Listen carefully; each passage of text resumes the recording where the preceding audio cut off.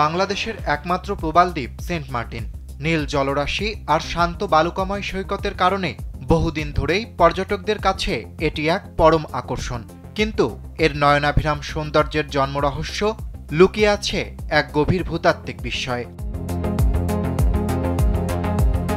গবেষণায় উঠে এসেছে আজ থেকে 263 বছর আগে অর্থাৎ 1762 সালের 2 এপ্রিলের এক ভয়াবহ ভূমিকম্পেই জেগে ওঠে এই দ্বীপটি। সেনসেশন ক্লাসিক স্ট্রবেরি ও কফি ভ্যারিয়েন্টে। বিজ্ঞান বিষয়ক ওয়েবসাইট সায়েন্স ডাইরেক্টে প্রকাশিত micro atolls document period earthquakes along the south east coast of Bangladesh শীর্ষক গবেষণায় জানানো হয়েছে, ভারত ও মিয়ানমার প্লেটের মিলনস্থলে সংঘটিত এক শক্তিশালী প্লেট চ্যুতি থেকেই জন্ম সেন্ট মার্টিনের। ঐতিহাসিক নথি এবং বিশেষজ্ঞদের বিশ্লেষণে দেখা যায় এটি ছিল রিক্টার স্কেলের প্রায় 8.5 বা তারও বেশি মাত্রার এক প্রলয়ঙ্কারী ভূমিকম্প, যা ইতিহাসের অন্যতম শক্তিশালী কম্পন হিসেবে বিবেচিত। সেই রাতে কম্পন সমগ্র চট্টগ্রাম ও কক্সবাজার উপকূল অঞ্চলে তীব্রভাবে অনুভূত হয়েছিল। এই বিধ্বংসী ভূমিকম্পের প্রভাবে ভূপ্রকৃতিতে আমূল পরিবর্তন আসে।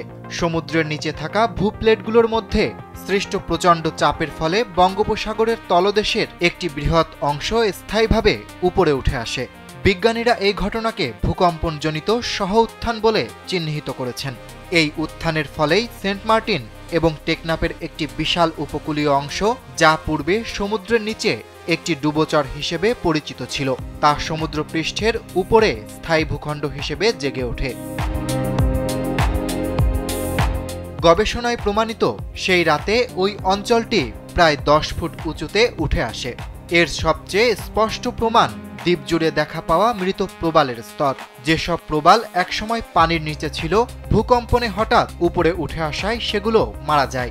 আর এই স্তরই জানিয়ে দেয় 1762 সালের আগে এখানে ছিল না কোনো দৃশ্যমান স্থলভূমি। শুধু নতুন দ্বীপই নয়, সেই প্রাকৃতিক দুর্যোগ বদলে দেয় পুরো উপকূলীয় অঞ্চলের মানচিত্র। ভয়াবহ জলোচ্ছ্বাসে সে রাতে প্রাণহানি ঘটে বহু মানুষের। অরিত্র বাসু, কালবেলা।